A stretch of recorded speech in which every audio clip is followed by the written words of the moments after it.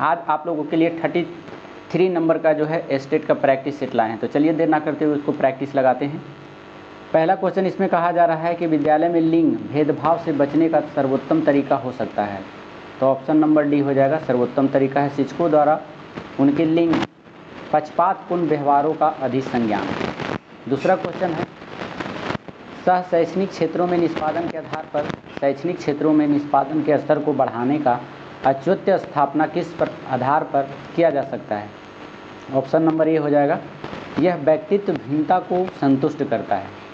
अगला question 3 number में है शिक्षक डैश के अलावे निम्नलिखित सभी को करते हुए समस्या समाधान को विद्यार्थियों के लिए मज़ेदार बना सकता है। तो ऑप्शन नंबर ए हो जाएगा। जब विद्यार्थी स्वयं से कोई कार्य करने की कोशिश कर रहे हों तो उससे परिपूर्णता की अपेक्षा करने में। अगला क्वेश्चन है निम्नलिखित में से अंतः विषयी अनुदेशन का सर्वोत्कृष्ट लाभ यह है कि 4 का ए हो जाएगा। विद्यार्थियों को सीखे गए नए ज्ञान को बहु संदर्भों में अनुप्रयोग करने और सामान्यीकृत करने के अवसर दिए जाते हैं। 5वां नंबर क्वेश्चन है शिक्षण अधिगम प्रक्रिया को प्रारंभ करने से पहले एक कुशल अध्यापक को क्या करना चाहिए। तो एक कुशल अध्यापक की बात पूछ रहा है इसमें, तो वो अधिगम परिस्थितियाँ उत्पन्न करनी चाहिए, क्योंकि कुशल अध्यापक का यह कर्तव्य होता है कि बच्चे को सिखाने के लिए एक परिस्थिति बनाना चाहिए, उत्पन्न करना चाहिए, ताकि बच्चे हैं जो आसानी पूर्वक से उसे ग्रहण कर सके। अगला क्वेश्चन है 6 नंबर में पाठ्य योजना में भाषा होनी चाहिए। पाठ्य योजना में भाषा होनी चाहिए। ऑप्शन नंबर सी बहुत ही विधिपूर्वक और संबंधित होनी चाहिए। अगला क्वेश्चन है आपसे संबंधित है 7 नंबर क्वेश्चन में है। 7 नंबर में देख लीजिए। 7 नंबर में कहा जा रहा है, यह कहा जाता है कि शिक्षक को संसाधन संपन्न होना चाहिए। इसका अर्थ है ऑप्शन नंबर सी उसे पर्याप्त ठोस होना चाहिए ताकि छात्रों की समस्याओं का हल कर सके। 8वां नंबर क्वेश्चन आपसे पूछा जा रहा है कि एक शिक्षक प्रश्न पत्र बनाने के बाद यह जांच करता है कि क्या प्रश्न परीक्षण के विशिष्ट उद्देश्यों की परीक्षा ले रहे हैं। वह मुख्य रूप से प्रश्न पत्र की या के डैश के बारे में चिन्हित करता है। तो ऑप्शन नंबर बी हो जाएगा। संपूर्ण विषय वस्तु को शामिल करना। 9 में है विद्यालय आधारित आकलन मुख्य रूप से किस सिद्धांत पर आधारित होता है। तो यह आधारित होता है बाह्य परीक्षकों की अपेक्षा शिक्षक अपने शिक्षार्थियों की क्षमताओं को बेहतर जानते हैं। आकलन इसलिए किया जाता है ताकि जो बच्चे हैं किस प्रकार के बच्चे हैं उसे शिक्षक आसानी पूर्वक से समझ सके, जान सके। अगला क्वेश्चन है 10 नंबर में। 10 नंबर कहा जा रहा है बीजों का अंकुरण संकल्पना के शिक्षण की सबसे प्रभावी पद्धति क्या है। यानी बीजों के अंकुरण को आप किसी बच्चे को सिखा रहे हैं कि बीज कैसे अंकुरण होता है, तो उसके लिए सटीक आंसर क्या हो जाएगा आपका, बी हो जाएगा। विद्यार्थियों को एक पौधा देना चाहिए और पौधे मतलब बीज बोने के बाद जो पौधा उगता है उसके अंकुरण को चरणों में अवलोकन, किस चरण में कितना विकास किया ये अवलोकन करते रहना चाहिए। ये प्रभावी पद्धति है। अगला क्वेश्चन है 11 नंबर में। 11 नंबर में कहा जा रहा है कि जब बच्चा फेल होता है तो इसका तात्पर्य है कि व्यवस्था फेल हो गई। ऑप्शन नंबर डी हो जाएगा। अगला क्वेश्चन है शिक्षण से अधिगम पर बल देने वाला परिवर्तन हो सकता है। तो हो सकता है ऑप्शन नंबर बी बाल केंद्रित शिक्षा पद्धति अपनाकर। समावेशी शिक्षा है। समावेशी शिक्षा क्या है, तो ऑप्शन नंबर बी हो जाएगा। कक्षा में विविधता का उत्सव मनाती है। समावेशी शिक्षा का मतलब ही होता है कि कक्षा में जिस समुदाय के बच्चे शामिल हो उसको समान रूप से शिक्षा प्रोवाइड करना ही समावेशी शिक्षा कहलाता है। 14 नंबर क्वेश्चन में लेके चलते हैं आपको। 14 नंबर में देख लीजिए। 14 में कह रहा है कि कोहल वर्ग के अनुसार शिक्षक बच्चों में नैतिक मूल्यों का विकास कर सकता है। किस आधार पर कर सकता है, ऑप्शन नंबर डी हो जाएगा। नैतिक मुद्दों पर आधारित चर्चाओं में उन्हें शामिल करते हैं। जब आप नैतिक मुद्दों पर चर्चा करते हैं उसमें बच्चों को शामिल करते हैं तो उसका नैतिक विकास अवश्य होता है। अगला क्वेश्चन है 15 नंबर में निम्नलिखित में से कौन सी समस्या समाधान की वैज्ञानिक पद्धति का पहला चरण है। तो पहला चरण है समस्या के प्रति जागरूकता। अगर आप समस्या के प्रति पहले से जागरूक हैं तो ये वैज्ञानिक पद्धति का पहला चरण माना जाता है और समस्या समाधान की संभावना प्रबल हो जाती है। अगला क्वेश्चन है 16 नंबर में। माफ कीजिएगा। 16 नंबर में कह रहा है कि शिक्षक अधिगम प्रक्रिया में व्यक्तिगत रूप से ध्यान देना महत्वपूर्ण है, क्योंकि ऑप्शन नंबर ए हो जाएगा, बच्चों की विकास दर भिन्न होती है और वे भिन्न तरीके से सीख सकते हैं। अगर जीन पियाजे की बात माने तो इसमें सटीक बैठता है, क्योंकि जीन पियाजे ने कहा था कि जिस प्रकार बच्चे बढ़ते जाते हैं उसके अनुसार उसकी विकास होती है, उसकी संज्ञानात्मक विकास होती है। अगला क्वेश्चन है 17 नंबर में, मानव विकास को क्षेत्रों में विभाजित किया जा सकता है, जो है वो है मनोवैज्ञानिक, संज्ञानात्मक, संवेगात्मक और शारीरिक। 18 नंबर में है, एक शिक्षिका पाठ्य वस्तु पर फल सब्जियों के कुछ चित्र का प्रयोग करती है और अपने विद्यार्थियों से चर्चा करती है कि विद्यार्थी इस जानकारी को अपने पूर्व ज्ञान से जोड़ते हैं और पोषण की संकल्पना को सीखते हैं। यह उपागम डैश पर आधारित है, यह जो है ज्ञान के निर्माण पर आधारित है। ऑप्शन नंबर ए हो जाएगा। डिसलेक्सिया संबंधित पूछ रहा है। देखिए इसमें से क्वेश्चन बहुत पूछा जाता है, क्योंकि आज इसका क्लास हम आप लोग को प्रोवाइड करेंगे, डिटेल से बताएंगे डिसलेक्सिया क्या है, एफेजिया क्या है, ये सभी पर चर्चा करेंगे। एक चैप्टर होता है अधिगम विकास, लर्निंग डिसेबिलिटी में है, पढ़ना है इसको। तो देखिए फिलहाल आपको जान लेना है कि डिसलेक्सिया किससे संबंधित है। तो ऑप्शन नंबर इसमें हो जाएगा पठन संबंधी विकार से। जो बच्चे बुक दिए हैं वो पढ़ नहीं पा रहा है, उससे समझ जाइए कि वह विकृति से ग्रसित है। किस विकृति से? तो डिसलेक्सिया से ग्रसित है। उसी प्रकार से अगर गणित के विकार से वह ग्रसित है तो उसको कहा जाता है डिसकैलकुलेटिया। अगर लिखने संबंधी से वह ग्रसित है तो उसे कहा जाता है डिसग्राफिया। तो ये सभी आपको याद रखना है। अफेजिया का मतलब होता है भाषा संबंधी कठिनाई, यानी किसी से बातचीत करने में जो है संकोच करना, नहीं कर पाना, तो ये कहलाता है अफेजिया या डिस्प्रैक्सिया। उसी प्रकार से अगर पठन संबंधी अभी बताएं, पठन संबंधी विकार को डिसलेक्सिया कहा जाता है और इसका एक अलग नाम है अलेक्सिया भी कहा जाता है। एक और पूछा जाता है अप्रेक्सिया।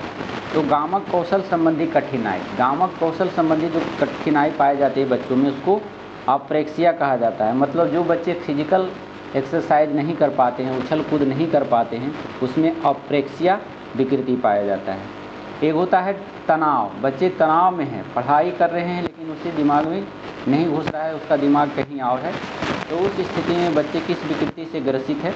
तो वो है डिस्थीमिया से ग्रसित है। एक होता है भ्रम वाली स्थिति, भ्रम में बच्चे करें या ना करें, पढ़ाई करें या ना करें, पढ़ाई करेंगे तो ठीक है, हो सके कि टीचर में हमें डांट कर सुनना पड़े, या फिर नहीं करेंगे तो मम्मी पापा से मार खाएंगे, तो ये भ्रम की स्थिति हो जाती है, तो उसे कहा जाता है डिस्मोर्फिया।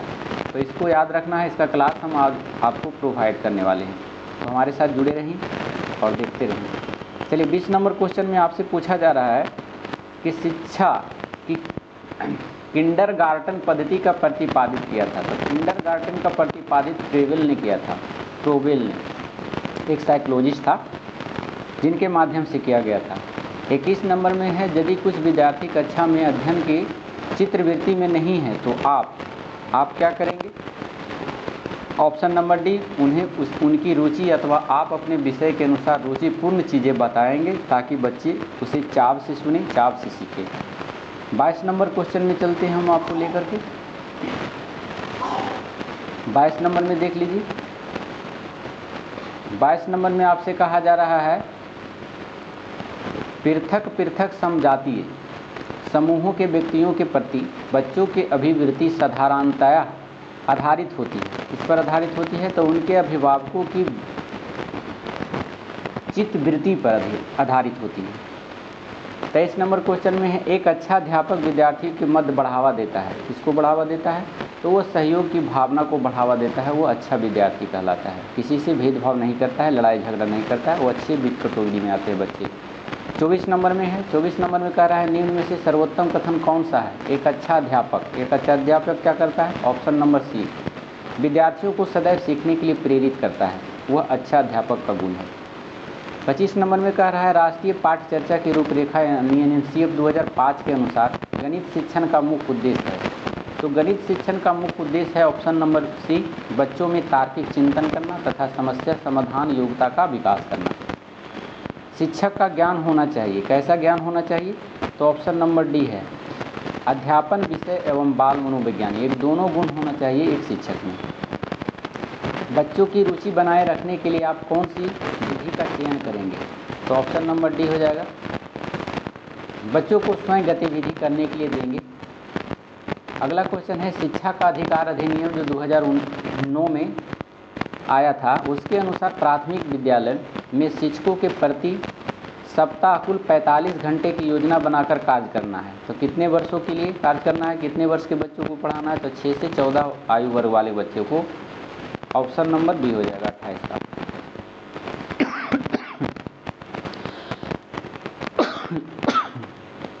अट्ठाईस का है प्राथमिक विद्यालय के शिक्षक प्रति सप्ताह में कुल 45 घंटे की योजना बनाकर कार्य करना है।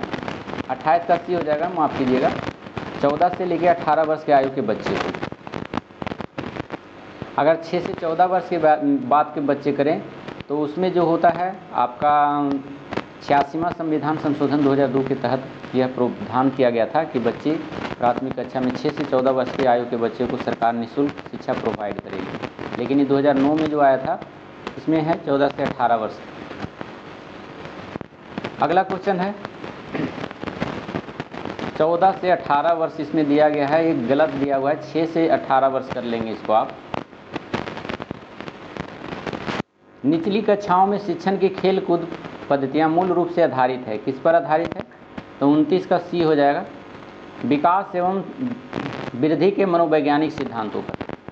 और 30वां नंबर क्वेश्चन आप देख लीजिए, 30 नंबर में कहा जा रहा है एक शिक्षक अपनी लोकतांत्रिक प्रभाव के कारण विद्यार्थियों को पूरी कक्षा में कहीं भी बैठने की अनुमति देता है। कुछ विद्यार्थी यानी शिक्षार्थी एक साथ बैठते हैं और चर्चा करते हैं, यह समूह पाठन करते हैं, कुछ चुपचाप बैठकर अपने आप पढ़ते हैं। एक अभिभावक को यह पसंद नहीं आता है। इस स्थिति में निपटने का निम्न में से कौन सा तरीका बेहतर हो सकता है? तो 30 का आंसर आपका सी हो जाएगा। अभिभावकों को शिक्षक पर विश्वास व्यक्त करना चाहिए और शिक्षक के साथ समस्या पर चर्चा करनी चाहिए। अगला क्वेश्चन है उनमें से कौन सा कमरे के ताप पर एक अभिलाक्षणिक गंधयुक्त हरे पीले रंग की गैस के रूप में होता है? तो ये होता है आपका सी क्लोरीन गैस। क्लोरीन गैस जो हरे होता है और पीले रंग की गैस होती है। 32 नंबर में मानव शरीर की ऊर्जा आवश्यकता को मापने हेतु किस मापन इकाई का प्रयोग किया जाता है? तो कैलोरी में मापा जाता है। Option number c. अगला क्वेश्चन है आपका मैथ से संबंधित है, जिसका आंसर आपका डी हो जाएगा। 34 का आंसर पूछ रहा है, 33 का देख लीजिए, 33 का डी हो जाएगा। 34 का आंसर देख लीजिए, इनमें से किसका दशमलव निरूपण शांत है? शांत का मतलब जो कट जाता है, तो ऑप्शन नंबर एक कट जाएगा, बाकी कोई नहीं कटेगा।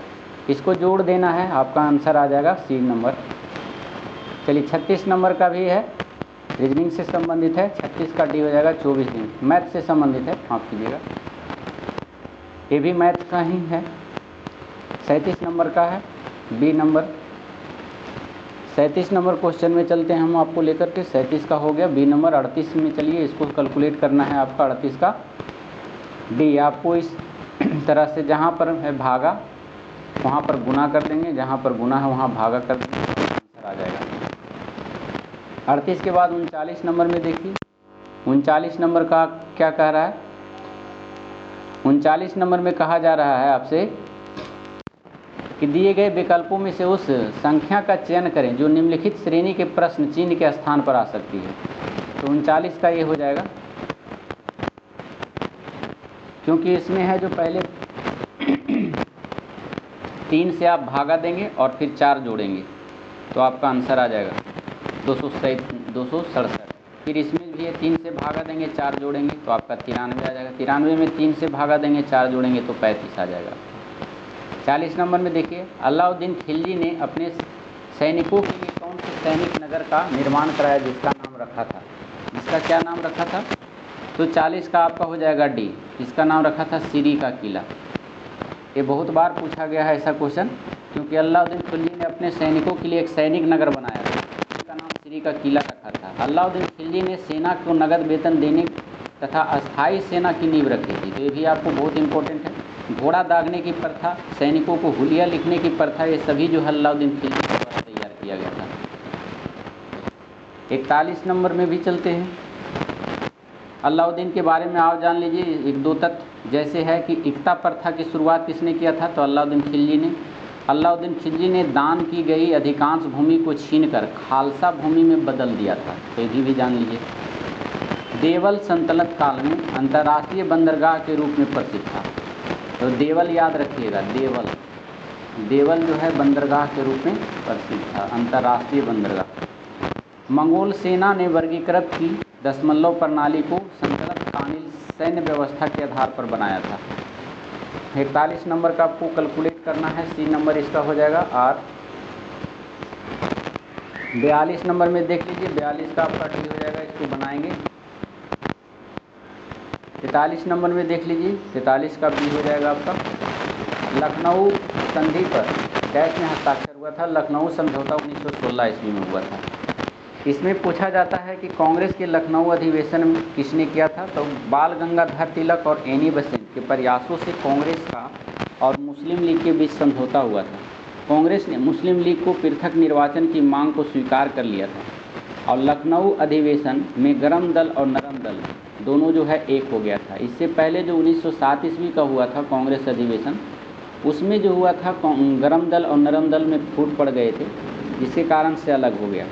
तिलक ने कहा था कि स्वराज मेरा जन्मसिद्ध अधिकार है 1916 ईस्वी में, इसे मैं लेकर रहूँगा।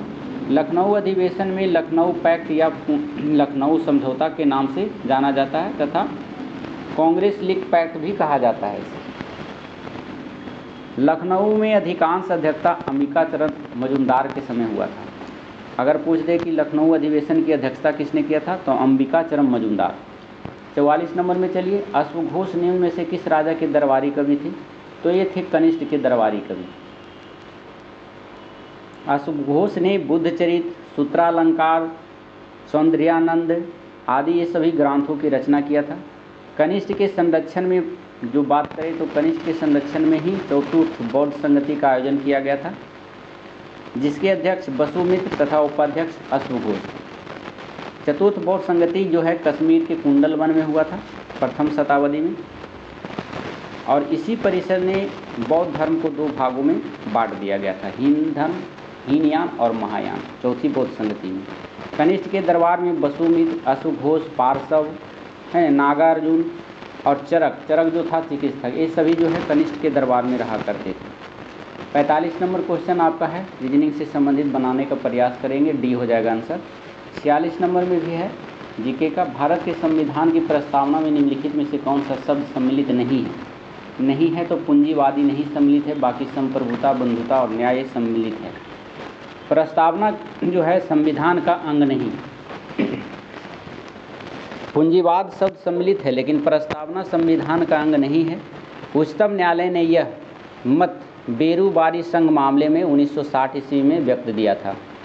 केशवानंद भारती की बात करें तो उसमें केशवानंद भारती और बनाम केरल राज्यवाद में उच्चतम न्यायालय ने यह निर्णय लिया था कि प्रस्ताव सहित संविधान के किसी भाग में संशोधन किया जा सकता है संसद के द्वारा।